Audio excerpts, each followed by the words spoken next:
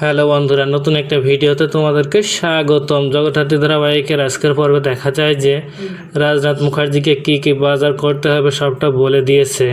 দুর্গার সাথে কথা বলার সময় সেখানে চলে আসে বৈদেহী কোনো কথা শুনতে পায় না। রাজনাথের কাছে জানতে চাইলে বলে কিছু বলে না।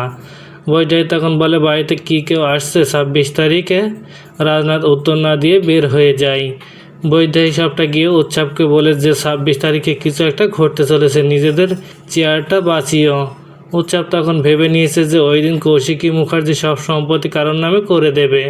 কৌশিকী তার সম্পত্তি দেবে জগদ্ধাত্রী, না হলে দুর্গাকে। দুর্গা যেহেতু নেই তাই জগদ্ধাত্রীকে দেবে ভেবে বাড়ি থেকে সুযোগ বুঝে তুলে নিয়ে আসে দিব্যার একটা ডেরায়।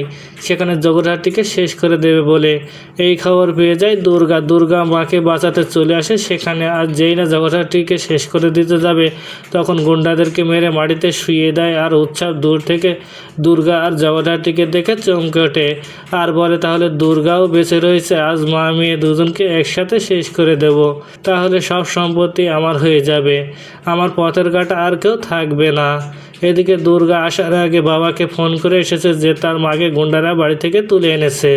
তো বন্ধুরা, কী ঘটতে চলেছে গল্পে এবার জানতে হলে আমাদের সাথেই থাকুন। ধন্যবাদ।